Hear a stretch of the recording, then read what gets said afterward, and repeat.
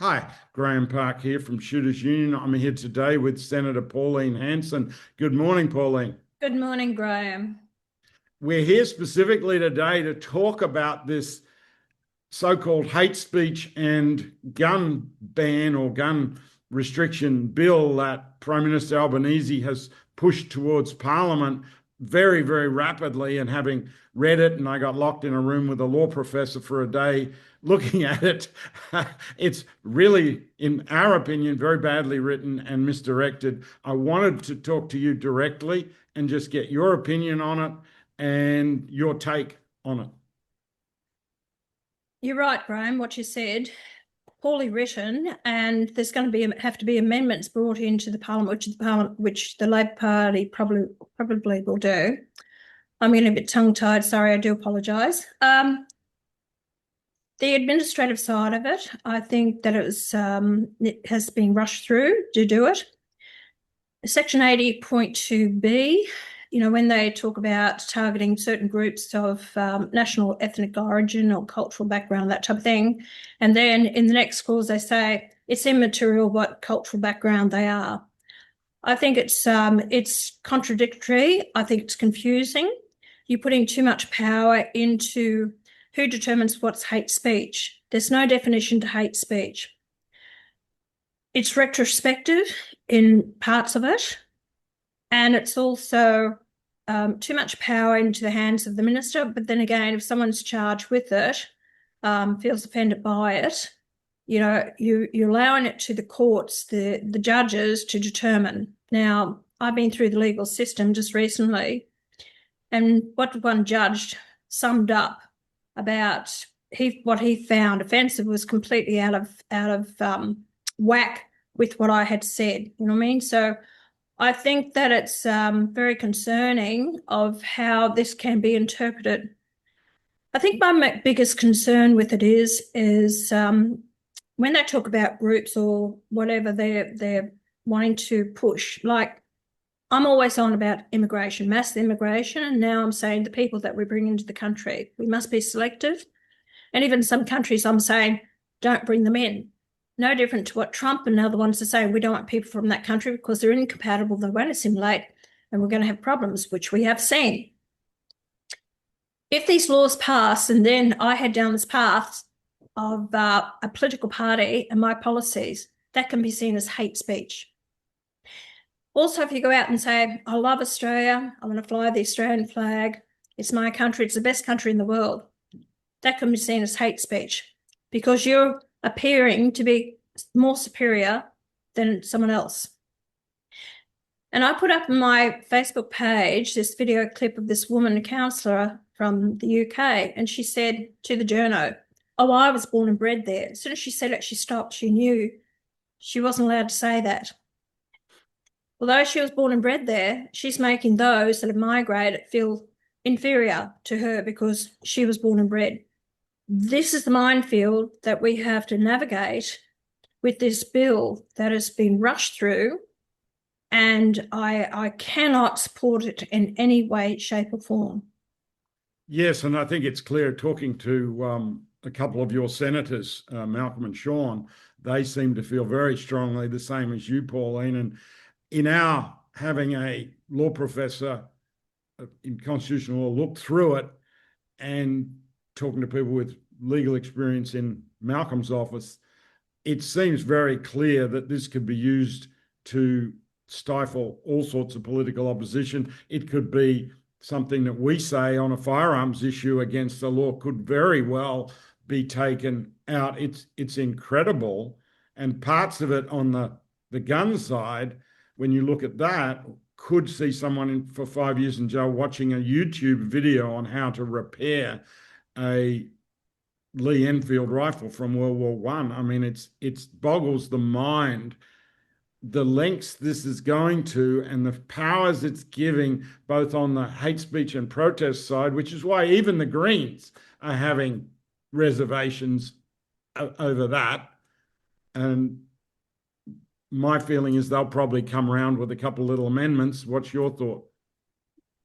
The Greens are going to use this because, see, I was the first one who came out against the bill, followed by the National Party, and they took the Liberal Party to get their act together. And Susan Lee, which I've got no confidence in to make any decisions, she's finally come out and said, no, they won't be supporting the bill. So that leaves in the Greens' hands to deal with the Labor Party. And what I'm understanding now is they've actually got negotiations going on with Labor in Canberra now at the moment. Now, the Greens are going to use this to their best advantage, and what they want to get in the bill is to do with LGBTQ plus. So they want to include that, which I don't believe it should be. It's got nothing to do with LGBTQ. It's got to do with, let's deal with the real issue, which is radical Islam. And so I hope the Labor Party don't do a deal, because more than likely they possibly will, because Albanese doesn't want to be seen with egg on his face because everyone's come out against the bill. So he's going to have to eat humble pie, possibly work with the Greens to get the bill passed. And it'll be detrimental to the Australian people. But I'll warn you, people out there, if I'm in ever any position, if that be the case, after the next election, I will have this bill repealed. I will throw it out, because in the long term, it's not good for the Australian people. No, it's atrocious. And I've got to say, with my Shooters Union hat on, obviously I focus on the firearms section, and that's horrendous. However, when I look at the other side, the so-called hate speech side, it's worse. This will affect every Australian going forward in a horrendous way if it's passed. And Yeah. so I'm really glad to see you guys coming out against it so strongly, you and your senators now, and that you've had some influence with some of the other parties and independents on this. The part I'd like to say to close up on this is, what can people watching, what our members can or followers can do watching right now? What can they do in the next few days before this is voted on probably Tuesday? This is another problem with the bill, is consultation. The federal police never actually got the bill till the Monday night. We've got a Senate inquiry going on at the moment, so evidence has been heard, which has been rushed. They only gave the people of Australia up until yesterday afternoon, the opportunity to actually make submissions. So your time's finished, it's passed to put in your submissions. The only thing that you can do is contact your members of Parliament's office, telling them that you don't agree with the bill, you don't support the bill. And what I've called for now, Graham, is that I'm calling for Parliament to be suspended next week, that we do not deal with the bill until the first sitting week of February, to give the public enough time to scrutinise, have a look at the bill, because this will impact every Australian out there. Yeah. And they should have the opportunity to actually understand it. And I've been trying to put up on my Facebook page snippets of the bill itself, explaining to the people why and giving them an opportunity to understand it. It's the same as what Albanese did when he released those detainees from the detention centres, and he had to rush back to Parliament, put a bill up there to deal with it. Guess what? Nothing happened. These detainees still went out there to re-offend. Some of them had heinous crimes. They can't get anything right. They never have been able to get anything right. And they rush. Their execution is terrible. It is. So, mind you, next week is only 2 days of sitting. The first day is for condolence motions to do with a former senator that's passed away, plus also about the Bondi massacre. Only 1 day set aside for this bill. And then it's got to go to the lower house first before it comes to the Senate, which will possibly not be till the afternoon. So therefore, it's going to be rushed, guillotined, no debate. We can't all have a talk to it. Of course, I won't be able to, because I'm still suspended from Parliament. So anyway, it's like I said, the Labor Party only wants to get the numbers, shut it down, push it through, and that's what's going to happen. I think that's a pretty good explanation. So if you're out there watching, what do I do? Write to your federal member, whichever party they're in. If they're in a party like One Nation that is opposing this, write to Pauline or Malcolm and tell them, hey, we support it. We support you opposing it. Or the Nats or any independent that's opposing it, give them support. If it's the Labor Party or any other party the Libs sitting on a fence, that is likely to support this, or the Greens in your area, or a senator from your state, write them and tell them how you oppose it, and that you will, if they support this, you will not vote for them at the next election. That's the answer to it. That you have to go out there and tell the ones, the Greens and Labor, they're the two, Greens and Labor, that you will not be voting for them if they support this bill. You have to be adamant about it. Then politicians are in fear of losing their seats at the next election.